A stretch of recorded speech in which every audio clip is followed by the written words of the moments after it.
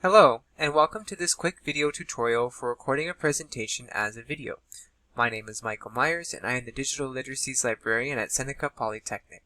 My role at Seneca is focused on improving the digital literacy skills of staff, students, and faculty, and I work out of our digital media lab known as the Sandbox.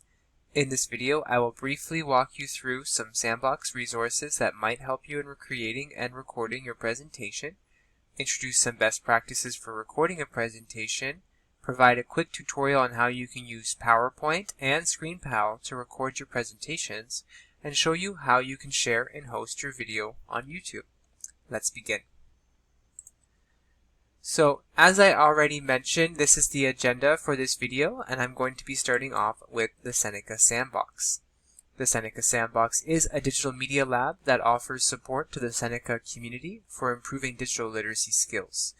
Although some of our services like digital media appointments, booking a studio, drop-in support, and 3D printers are only available to the Seneca community, there are some open asynchronous learning modules that anyone can use. For this type of project, I would recommend reviewing the presentations, videos, and free images guides available on the Seneca Sandbox website. So, if you are somebody who is affiliated with Seneca, you do have some extra resources available to you. You could book a studio, a 3D printer, and even book a digital media appointment with myself or any of the Sandbox staff members so that we can help support you even further for creating videos, infographics, websites, anything digital media related. For anyone outside of Seneca and any Seneca students, you can always access our online learning resources. And again, I recommend the Creating Effective Presentations guide, the Creating Videos guide, as well as finding free images and audio online. For Seneca students, booking a studio space for recording might be something that you're interested in doing. We offer studio spaces at Newnham, York, and King campuses that are set up for audio recording as well as video recording with all the lighting, teleprompters, and cameras that you would need to succeed. So if you are looking to have a space to record audio or even visual, you can come and use our spaces for free, and you can choose the campus of your choice. So when it comes to creating a presentation that will be recorded, there are some best practices to keep in mind.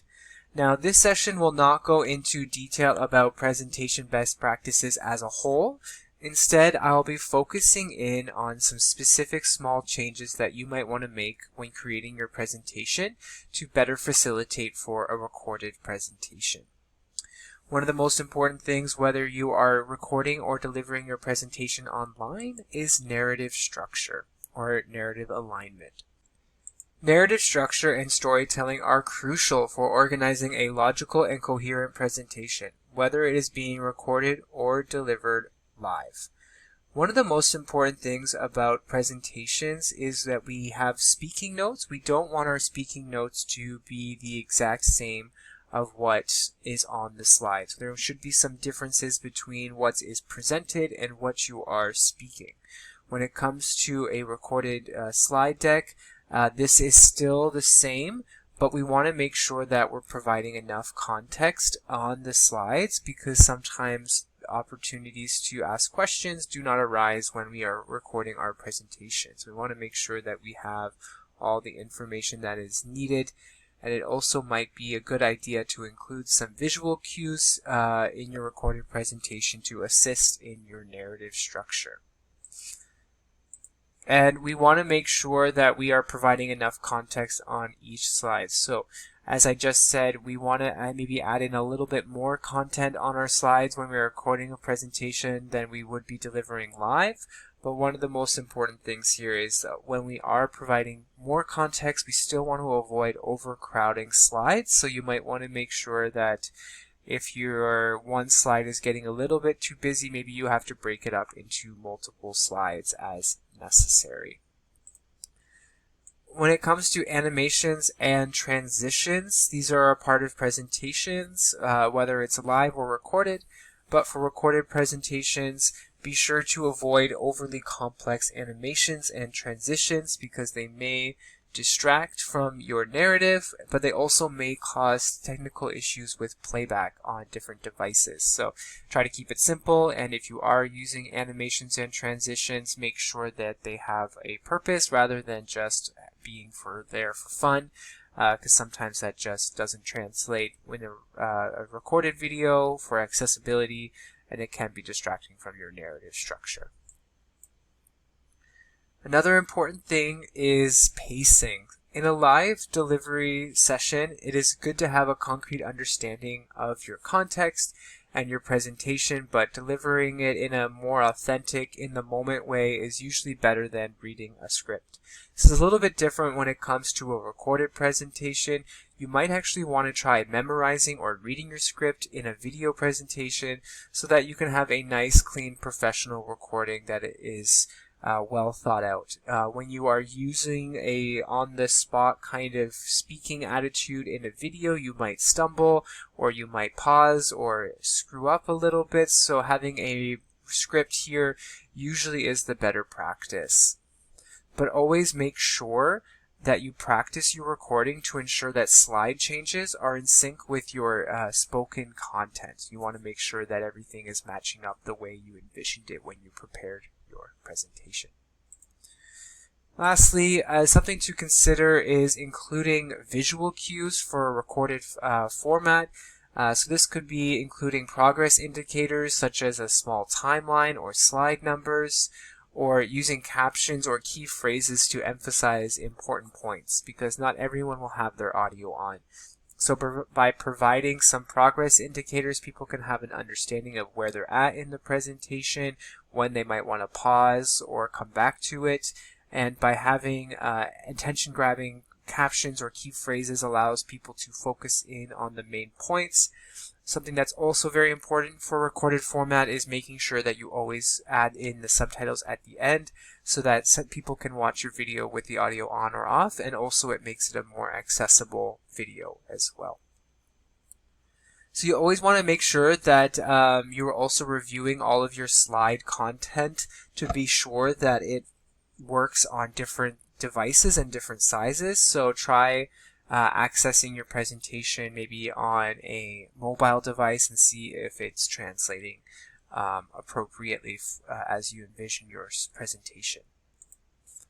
Some important other best practices is not only preparing your presentation, but also preparing your technology for a recorded video. So obviously, one of the most important things when it comes to a recorded video is your microphone. So your microphone is key to your recorded presentation. So make sure you take the time to make sure that it's working ahead of time. And here are some things to consider. By using an external microphone, you might actually get better sound quality. The built-in microphone on your computer may pick up background sounds from the computer itself or the room, so an external headset can really give you a cleaner sound. Make sure that you take the time to position your microphone. If possible, position your microphone near but not too close to your mouth, and for a headset, make sure that you aim to have the microphone slightly above or below your mouth. Always be sure to take the time to test your microphone, test it with another person, record yourself, and make sure that your voice is coming through your microphone. Video conferencing software will often have an audio test feature or may allow you to record your session to test sound quality. If you use an external microphone, make sure that your video conferencing software is picking up the external microphone and not defaulted to your computer's internal microphone. It is also very important to make sure that you take the time to prepare your space and background. Having a nice clean background in a quiet space to do your recording will ensure that you can produce a higher quality recording. Avoid having a cluttered background behind you. The ideal is to find a solid background to film in front of, but if that's not possible, make sure that the area behind you is neat.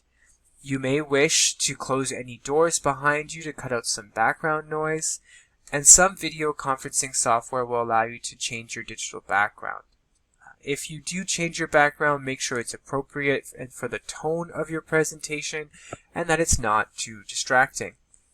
try to limit any background noise during your presentation, and this may mean turning off any devices that might be making some background sound or some fans. Just be sure to be cognizant of your space and turning off any sounds that might be picked up by your microphone. Another really important consideration when it comes to setting up your space is lighting. Lighting is very important for any recording. Natural light coming through a window can be very effective, but avoid sitting directly in front of a window as it may make you harder to see. Having a light shining in front of you or from an angle can be more flattering, and if your room does not have windows or other sources of natural light, you can always use lamps, and you can try to make sure that your desk lamp is facing you or the opposing wall to bounce light back on your face. Those are usually some of the better practices when it comes to lighting. Also, many video conferencing softwares allow you to play around with the settings for your visual recording, so make sure you take a look at those to make sure the settings is well set up to be capturing your environment the best way that it can. Last but certainly not least is cameras. For your camera, try to position your camera at eye level. This will allow you for a good camera angle that shows your entire face. You can use a riser or a stand, or you can just use sturdy objects like books or boxes. If you are using a phone or tablet, a tripod or stand may help keep your camera steady. Be sure that whatever you use is stable so your camera or device does not shift or fall. It may feel more natural to look at your screen or keyboard, but looking directly at the camera will give you the opportunity to make eye contact with your audience. Rehearsing your presentation will help immensely so that you can feel confident and that you will need to spend as much time reading off of your notes or from the screen. So be sure to make sure that you are preparing your presentation for a recorded environment, but also making sure that your equipment is well set up for a recorded presentation. One of the biggest mistakes people make when it comes to recording a presentation is just not focusing in on these small details around your microphone, your space and background, your lighting, and your cameras. Some other things to keep in mind is make sure that you test your microphone, as we already talked about. Testing your your camera is very important. Make sure you practice with the certain software. Maybe for your recorded presentation you're using a new software. Make sure you spend the time to get comfortable with that background software. And be sure to making sure that the virtual background's working if you are using one. Make sure your audio is being clean and concise, and always add closed captioning at the end so that everything is accessible for a large audience. So now I'm going to shift gears for a little bit and talk about how we can actually record a presentation using PowerPoint. One of the easiest tools to record your presentation is PowerPoint. We are all probably semi-familiar with PowerPoint for creating slide decks, but we can also use it as a recording tool. I will walk you through how to record your presentation using PowerPoint here first on slides with instructions, and then I'll be going into PowerPoint and showing you where to access everything that you will need. So first and foremost, you need to access the recording feature. So once you have completed your slides and script, it's now time to record. To begin, open your presentation and navigate to the Slideshow tab and click Record Slideshow. You will have the option of recording it from the beginning or your current slide. This is an important choice because depending on your comfort level, you can either record your whole presentation in one go or do it slide by slide. You can also access the record options under the Record tab in PowerPoint. This tab presents the same options plus the cameo option, which allows you to record your presentation with your face on screen as well. It also provides an option for screen recording, which will be very helpful if you plan on leaving your slide deck during your presentation. This tab also provides some options for saving and exporting your video, which we will get into later. And again, I'll show you what this looks like in just a minute. But after we finish recording, we need to just take the important step to do a final review of a recording. And to see if any sections need improvement, you can always re-record individual slides. So that's a really good strength of recording in PowerPoint. You can go back and re-record individual slides in case you need some editing. And again, we'll show you everything in just a second. But once you're happy with your recording, you have two options for exporting your video. The first one is you can save the recording as a slideshow. This option saves the presentation as a PowerPoint file with your recording, which you might want to consider for other assignments. However, this assignment asks you to host your video on YouTube. So to do this, we will need to export our video recording as a video file. You have some options to change the video settings as you export the file, but 1080p is ideal for most cases. Save your video file in a place that you can access easily, for example, your desktop. And now I will go into PowerPoint to show a little bit about what I'm talking about. Okay, now that I'm in PowerPoint, I have my slide deck pulled up. I've created it for the presentation. I've made my script. Everything is prepared. I am ready to go. So, as I just mentioned, there's a couple places that you can find the recording options. So I have my whole slide deck ready to go. I'm starting at slide 1. And on the top bar, you will see Home, Insert, Draw, Design, Transition, Animation, Slideshow, and Record. So as I mentioned, you can access this in two places. The first is Slideshow. So under Slideshow, we have all of the options that we might be more familiar with. We can play the slideshow from the beginning or from current slide, or present in teams, or do a custom slideshow. Something that's pretty cool is that you can also use this coach feature in PowerPoint to practice speaking and presenting your slides before you even go into a live session or before you record. So if you're feeling like you want to rehearse a little bit more, you can use this option here. But let's assume that we're ready to go.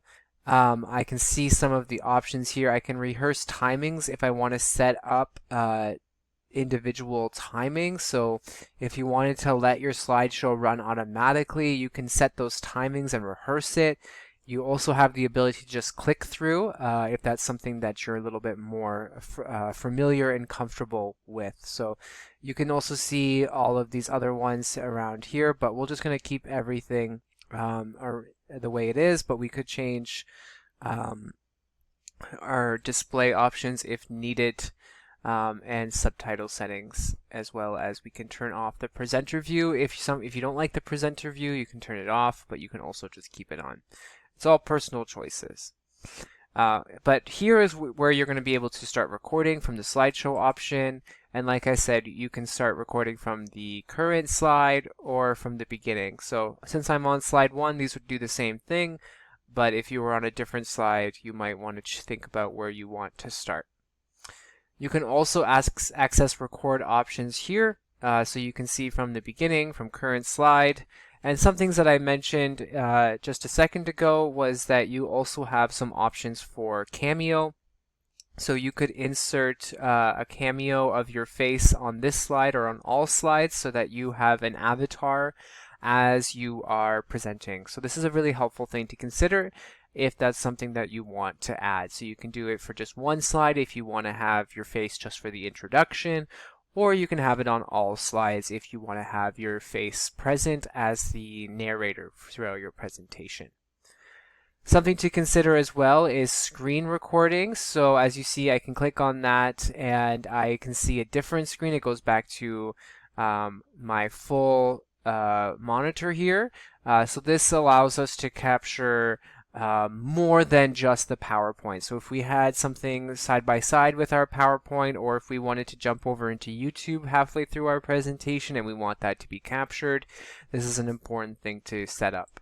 So we can also choose our our area. So we could choose this, and this would be what is the recorded area.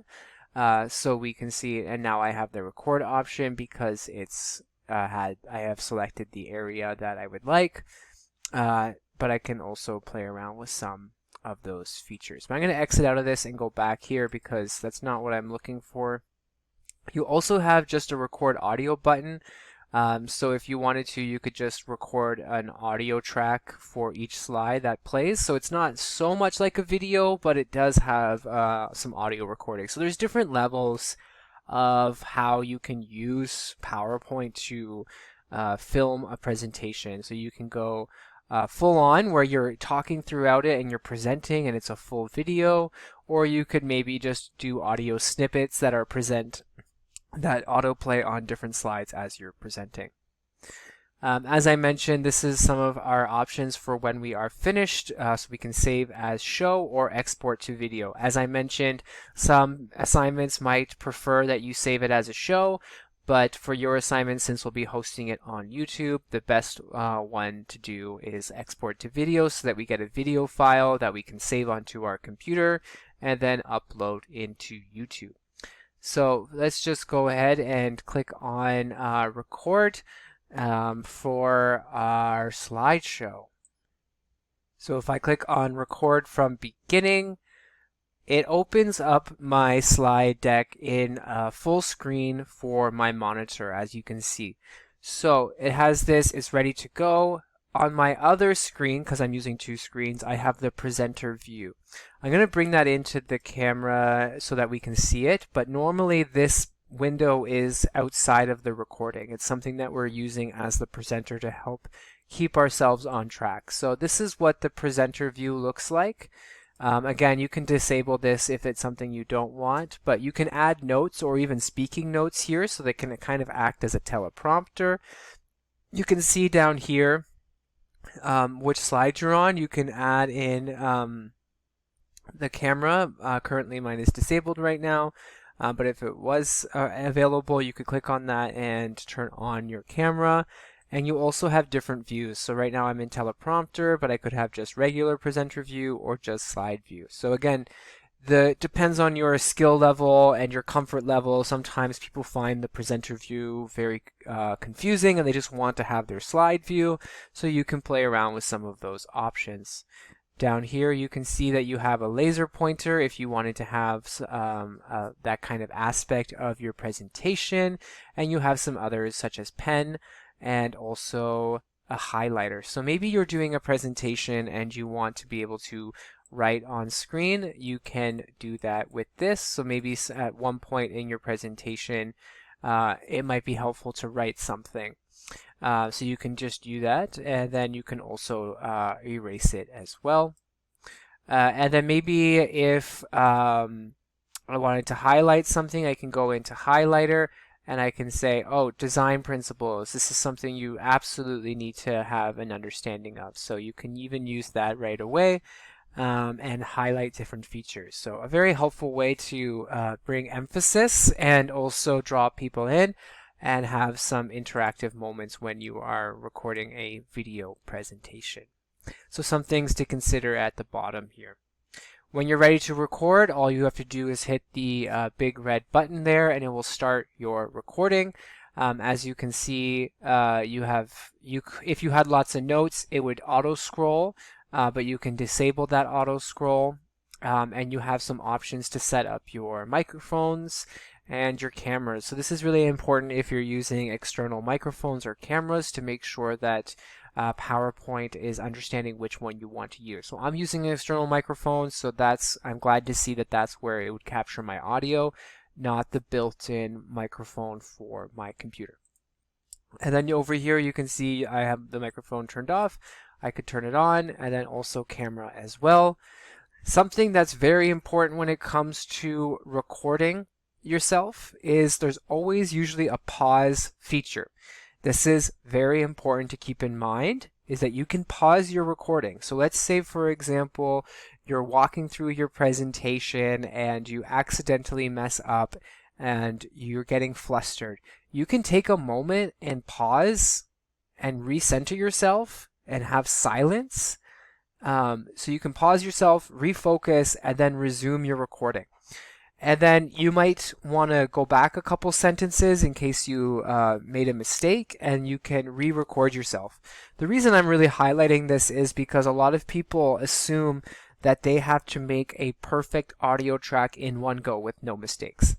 Oftentimes you record yourself and you can make one large audio file, but sometimes if you make a mistake, it's better to just pause the recording, pause yourself, refocus, and then just start again, because you can edit out the mistake and the dead air in editing so that you can just do all that editing in one file. You don't want to always restart your whole recording for a small mistake, so make sure that you employ the pause recording as needed. So once you're done recording, you can have some export options, and then we could export it as a video, or the other option when we're actually in the presentation was save as show. So you have those options, but I do recommend exporting it as a video, as an MP4, and you can choose where you want it to go, wherever is most accessible for you. So this is the how you can record yourself in PowerPoint and save the video file for exporting up into YouTube. So lots of great things to consider for recording in PowerPoint. And again, it's probably the simplest, easiest to use tool. One thing that I would like to mention is when we finish recording our presentation in PowerPoint, it saves it as a video file, and if we made mistakes, we're going to have to open that video file in a video editing tool. So you might have to pick up another tool if you want to edit some of the audio. So it is a very easy to use tool. There is that limitation though, where it's not a video editing tool in the same aspect. It's a creation of slide deck tool and recording. The next tool that I'm going to show you is called ScreenPal, and I really recommend that you consider this tool as well. It is a little bit more difficult to pick up than PowerPoint, but what is amazing about it is that you have options in it. You can record your screen, your face, your audio, your presentation, and then you can do all your recording, and then you can also edit the video in the same software as well. You can cut out some dead air, you can add in background tracks, you can add in closed captioning, and you can even add in effects. So that's what I'm going to cover in the next portion of this video. Another tool that you might want to consider for recording your presentation is ScreenPal. This is a good tool to consider because it offers a few more options for recording and editing than PowerPoint. You can record and edit your video all in one, and this tool also allows for a mouse click and track motion, as well as different overlays that can be very advantageous features. Now, there is a little bit of a learning curve when it comes to ScreenPal, but generally speaking, it is still pretty user-friendly to pick up. So the one piece that really changes from PowerPoint to ScreenPal is in PowerPoint you can create your slides and record, but you can't edit. In ScreenPal, it's not a slide deck builder, so you still have to build your slides in a different tool and then record using ScreenPal, but it is a recording and editing tool all in one. Now there is also a free version that you can use, and I'm going to be using the free version today, and it's still quite impressive. So you don't necessarily need to pay for the full version. You might want to if you really love it and you want to explore other options, but the free version will get you what you need to do. Just like the PowerPoint section, I'm going to give you some instructions on the screen here in the slide deck, and then I'm going to go into ScreenPal to show you some of the things that I was talking about. So first, you might be confused about what ScreenPal is or how to get it, but it's actually really super easy to download and set up. All you need to do is go to ScreenPal's website and download the software, install it, and launch the program. Now, it's just easiest accessible by going to Google and searching for ScreenPal. You'll be able to find it, and there is a download option, and it is for free. And then all you need to do is install it on your program and make sure that you have administrative privileges so that you can make sure that you install it and launch the program. Now they also have a web version. If you don't want to download the app onto your computer, you can use it as a standalone website. However, I do think the editing works better when you launch the program as the downloaded app rather than just the website version. Now, the website version might be everything that you need and you don't want to download, and that's okay. just from personal experience, I have found that the downloaded version of it works better when we get into editing and overlaying and adding some of those extra aspects that we really like to see.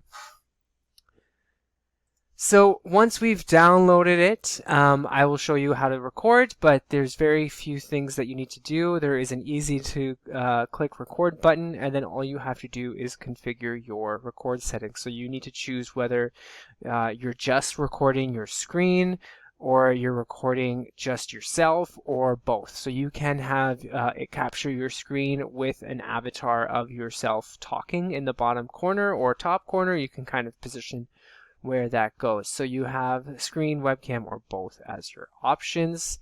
And once you kind of configured how you want the recording to work, your camera, your microphone, and you've adjusted the recording area, you can start recording your presentation. So like I mentioned, ScreenPal is not a tool to create slides, so you'll have to pull up your slides in PowerPoint, Canva, Genially, whatever tool you're using.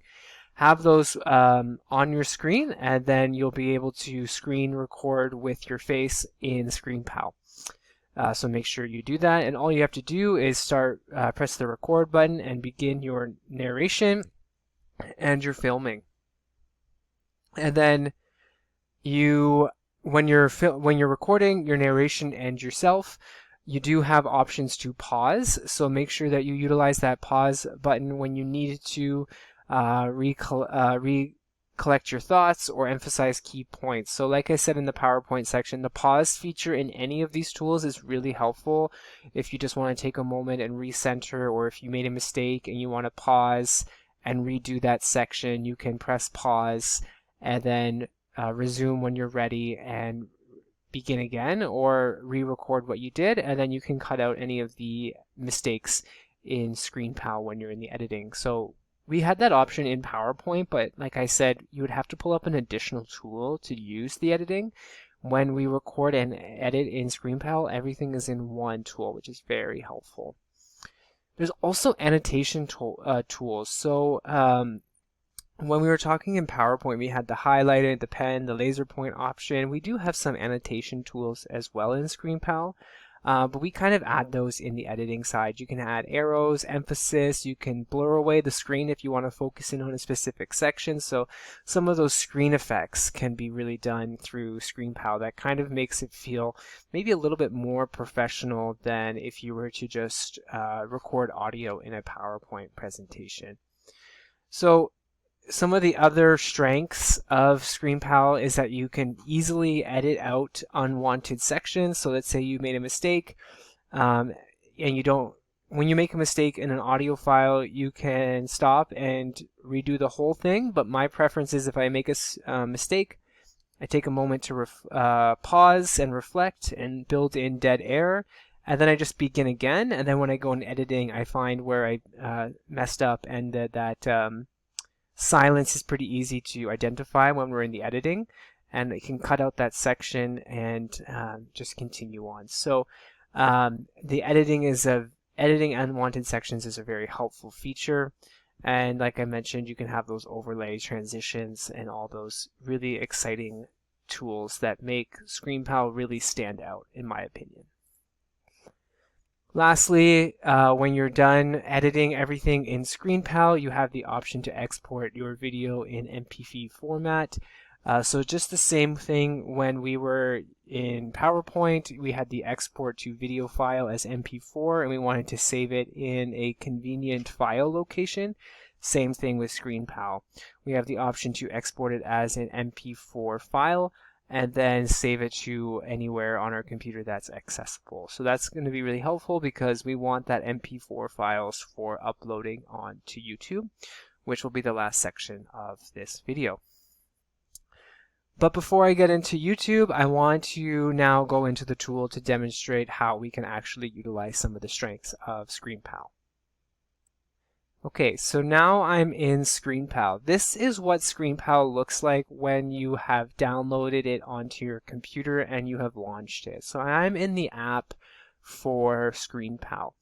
Now, as you can see, I have my video projects here, and I can see some of the videos that I've been working on and recording, and I can go in and access any of these and start editing. But we'll get there in a second. First, I want to show you where you can access the record buttons. So here is the record, very simple up here. You just record up here and you get it opens up an option window where you can choose if you want to have your screen, your camera, or both, and you can set your camera settings and microphone settings. So now I am actually using ScreenPal to record this, so I won't be able to show you that in live time, but in the editing features of ScreenPal, I can overlay an image of what that looks like, and I will do that in this portion so you can see what I was talking about. And when you're actually recording in ScreenPal, you also have a control bar, which I will also overlay in the editing section here, that can showcase where you are at, how long you have used up for the time, and then you have your pause button and your re-record. And what's also great in that command bar is you can also preview what you've already recorded. So let's say if you paused yourself and you want to take a listen of what you just recorded before you continue, you have those features. So I will overlay all of those setup features, and then all you need to do is record your screen or camera or both, whatever you see fit, and then we'll be able to edit, which I'll show you now. All right, so now that I've recorded a video, I can actually go in and edit it. So when you have finished recording your video, this is what will pop up, a separate screen with your recording. You can see what it looks like. Now, when you first get into the editing area, it will look like this, and then if you hover over this button at the far end side, you have options to upload it to ScreenPal, upload to Google Drive, save as a video file, edit, or delete video. Now, when we're done editing, we will save it as a video file so that we can get an MP4 on our computer that we can upload into YouTube. But let's say I recorded my presentation and now I want to edit the video. I can show you some really cool features that exist here. Now I'm editing a video in ScreenPal, so there's lots of options that come up. As you can see down at the bottom, I have the audio that's listed here, and I can press play and start listening and figure out where I might want to start adding in some editing. So if I press play here, I can zoom over here and see, okay, I want to maybe add in some overlays, or I want to edit some of the audio. So all I have to do is when I get to the spot that I want to start editing is pause the progress bar. So press pause first, and then you see I have this pop-up that gives me tools. So I can explore all the different tools that I might want to use when I'm editing this video. First and foremost, we want to be looking at the cut. So let's say there is a section of audio that I made a mistake on that I would like to cut and remove. So I can go in and press cut, and now I have this red line here, and I can move it to where I want it to cut. So this takes a little bit of practice to find exactly when and where you want to cut. So if you make a mistake and you want to go in and edit, make sure you pause for some dead air. The dead air will help you identify when to stop, and it also gives you some breathing room when you're cutting out audio. So I can move this as far as I want, and then I can press play to preview that section that I have highlighted to hear, okay, is that exactly the audio that I want to cut? And then if it is, I can press OK, and that's gone. So that's a very helpful, easy way to edit your audio in ScreenPal. Now let's say you're like, oh no, I made a mistake. I want to go back and edit that. All you have to do is press Ctrl Z like any other tool to undo, and then it reverted back. So very easy to kind of edit your audio for any of those mistakes, but also undo it if you want to make sure that it was actually correct. Some other really cool tools that you might want to consider that ScreenPal lets you to use is we can use hide. So maybe at one point you want to hide your cursor or your camera. You can select a section of the video to hide your camera or your cursor. Maybe it was getting in the way, or even recording drawings. So in the command bar, when you're editing, you do have an annotation feature where you can write using a pen or a highlighter, just like we had in PowerPoint. So you have that ability, but you can also hide it at certain points. So very helpful if you want to hide some aspects. But you can also insert. So maybe you made a video file elsewhere. You can bring it in. So if you wanted to, you see this pause option, insert a pause to hold the video, audio, cursor, and camera at a certain point in the video.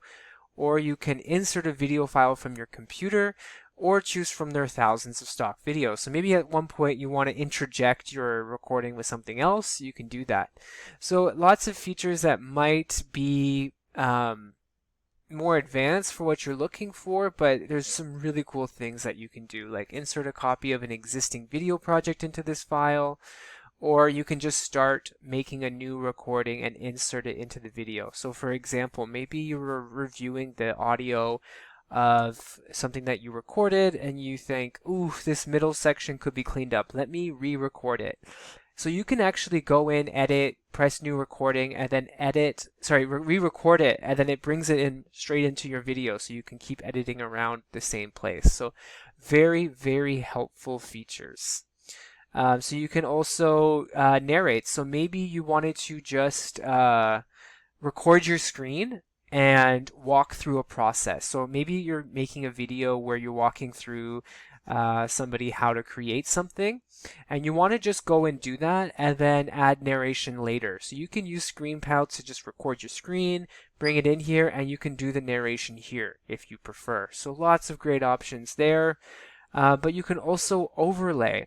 So in the previous section of this video, I couldn't show you some live features because I was using it to record at the same time. So I overlaid an image of those features. So if you have an image and you're talking about something and you want it to appear, you can click on image and you can choose from files, or you can copy an image and paste it, or you can choose from my project or choose from a stock library. So here were the two images that I recently brought in so that you could see some of those features. So it's a really helpful way to bring in some images into your video that maybe you want to highlight. So that's a really, really helpful tool, one that I really like. But you can also use some freehand. You can add in shapes. You can add in an arrow. So if you wanted to, at a certain point, you could have an arrow appear to maybe point them in the right direction. And when I do that, you can see I can expand how long the arrow stays on screen by clicking and dragging. And I can see, okay, at this point, the arrow will come out and highlight some features. So it can be really helpful to bring in some of these elements, and you can really determine how long it stays. And then you just press OK for it to be approved, or cancel if you change your mind. So arrow can be really helpful. In just a couple minutes ago in this video, when I overlaid the images, I also I highlighted the images. So you can use that as highlight here. So you can click highlight, and maybe if I was talking in this video about Sandbox Studio Spaces, I might want to highlight this section. So then for as long as this is on screen, everything else will be kind of blacked out so that the focus is on here. This is an amazing, easy to use feature that really draws people in. It makes them focus in on something, and it really highlights something. You also have some options. You could even add a zoom effect to this highlight if you wanted. There's also some styles. So if you wanted to, you could change what kind of color blurs out the background and how strong it is. So that was at 80, this is 100. So you can really play around with some of those options. And you can even set a blur. So maybe if you wanted to blur out the background, you could do that as well.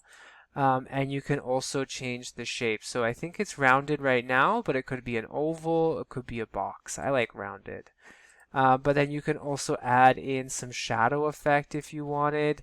Lots of ways to really utilize this feature. So if I was wanting to highlight this digital media creation studio element of the video, really changes the game. It makes it much stronger. And this is why I wanted to recommend ScreenPal, because we can record, edit, overlay, add in so many great features. And again, I'm using the free version to do all of this. So it can be a really cool tool to consider. So there's other options too, such as text, or if I wanted to overlay a video, I can do that as well. I can also use replace, so I can select a section of the video to replace with a new recording. So again, multiple ways to maybe re-record, or maybe if you wanted to, you could freeze frame. So many things to consider. I can add in a sound effect at this point if I wanted, so I could explore some of the sound effects like a cash register, city street. So it can be a really cool way to change your presentation and maybe make it a little bit more sophisticated, a little bit more professional. So you can even choose some background music. So maybe you wanted to overlay some music, you can do that. And there's so many categories to choose from. So again, so many things to consider. You can add in transitions if you want, so you can see what that might look like. After you've done all your editing, adding in transitions, all those great content, you can now save it as a video file. So in order for this assignment to work, we must save it as a video file so that we can have a MP4. We always need to see an MP4. This is where we can have the file name so that we can name it here something, where it's going. So I want it on my desktop, and what kind of cursor interaction happens in the video. I always like the highlight cursor, but you can turn that off or turn the cursor off in entirety. And you can always add in a captions file too, in case you wanted to close caption it. You can add in new caption file here for it to add in some of that language, but we're going to be uploading it onto YouTube anyway, so we don't need to worry about that. When I'm ready to go, all I need to do is hit publish. Oh, sorry, let me just change that. And it's going to publish it as a video file to the location that I chose. I can also hit stop publish, or I can ask it to continue in the background. So essentially it can continue its exporting process while you work on other videos if you so choose. I'm going to press stop because I've already have this video, but you would see it wherever you asked it to save. And once we have those video files, whether it's on YouTube or from whether it's from PowerPoint or ScreenPal, we want to share it on YouTube. So this is the final piece of your assignment, and the instructions are pretty simple, but I will walk you through it in a demo in just a second. But the first step is to log into YouTube, and you can use your Gmail account if you have one. So Google does own YouTube, so you can log into YouTube with a Gmail account. If you don't have a Gmail account, you just need to set up an account on YouTube with whatever email you would like to use. But if you have a Gmail, like I said, it's super easy to grab and go. So if once I log in, I can upload my video. So when you're into your account, there is a section where you can choose manage your videos, and you can click upload a video, and then you can click on the create an icon, camera with a plus sign to select upload video, and drag and drop your video file, or you can browse through your file locator and choose the file. So a couple ways that you can upload your video. And once we're uploaded our video, we just need to add in a few video details. So we want to add in our title as well as a description that includes relevant keywords so that people can discover our video. And also, this is where you can include timestamps. So if you wanted to allow people to jump to certain sections of your video, you can add in a timestamp. So for example, if you have a long video, you could say, oh, at minute 5 with 5 minutes and 30 seconds is when I switch topics. You can have that timestamped in the description so people can just jump to whatever section that they want to focus in on. So it's a helpful way of adding in some easier navigation for your end users. And then you want to set your visibility. So there's a couple options you have. You can make your video visible to everyone, or you can make it unlisted, so it's not searchable. But you can share your video via link. So essentially, if you don't want people to find your video and you just want to share it with a certain amount of people, you can make it unlisted and then just share the link with whoever you want to share it.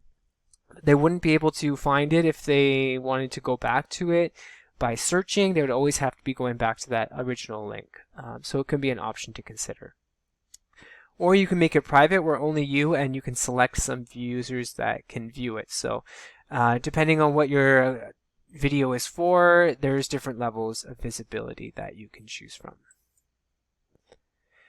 And then another part is all YouTube videos have a thumbnail. So that's basically just an image of the video that people will see while they're searching. So you can customize your thumbnail, you can upload an image, you can choose an image, but YouTube will grab a screenshot from your video and that will be the default thumbnail. So you can keep that if you want, or you can adjust when YouTube grabs a thumbnail. So you can say, oh, you can move the thumbnail to more at the beginning, near the end, so you have lots of ability to customize your thumbnail. But try to make sure that it can grab people's attention. So once you've set up all of those details, all you have to do is click Publish to finalize. And then you'll be able to share the video link through email, learning platform, social media. If you chose public, people will be able to find it by searching. So before I finish, I will demo that YouTube, but I have my email here, which I'll come back to in case you need to reach out to me for any questions that you may have. Okay, I'm now on YouTube. You can see I'm logged in with my Gmail account. And if I click on my icon, I can go down to YouTube Studio. And this is where I can upload a video. So if I go over here, I can see my dashboard, but what I want to do is either hit create, or I can go down to content and I can see some of the videos that I have made in the past, and I could explore, but I'm going to go over here into create and I see upload videos. This is where I can go in and drag and drop a file, or explore by searching. I'm going to click and drag. So if I click and drag, I can bring in my video, and there we go. It's going to be here. So this is where the first stage is where I need to add in some of my details. I can change the title to Seneca Sandbox, your one-stop shop for digital media. And then I can write more here. Come explore all the great services and features the Sandbox has to offer. So something simple and quick. Thumbnail, I could get to be auto-generated, or I can upload a file if I want. If I don't, like I said, it will just pull a screenshot from the video whenever it's done processing, but I can change that. So this is what the thumbnail will look like, because it's just a screenshot from the video, but I could upload a file to change that, or I guess I could use AI to auto-generate. So some notes here is you want to see if it's appropriate for kids. You need to make sure that if you're required to tell us whether your videos are made for kids. So you can see no, it's not made for kids, or yes, or you can add in age restrictions. So no, don't restrict my video to viewers don't restrict my video to viewers over 18 only. But I can say no, this is not really made for kids. It's not really set for them, but there's nothing wrong with someone younger than 18 watching this video. I can go ahead and click next, and I can add in some subtitles if I want, or add in a end screen, or add in cards, so you can choose what you would like to do with that. and press next. It will do a copyright check to make sure you haven't infringed on anyone's copyright. So it doesn't look like it says no issues found. So sometimes if you accidentally use audio that you're not allowed to, it will flag that and you'll have to go in and change your background audio, for example. We can click on next, and then here we have some visibility like I mentioned. You can set private, unlisted, or public, so whatever your preference may be. I'm going to choose unlisted here, but you might want to make it public. Totally up to you. So we can see everything. We can see the video link. Hit save, and then video is published, and I could then share it, or I can just click on the video link and close, and you can now see it in my channel content. So pretty easy to do so, but if you have any questions about how that was done, you can always reach out to me, Michael Myers, or you can reach us at Seneca Sandbox. So if you've never seen our website, you can access us here, and you can use all of our service. So thank you so much for taking the time to watch this video. I hope you learned something new about recording presentations and the different tools that you can use to make your video stand out, and I wish you all the best of luck. Thank you.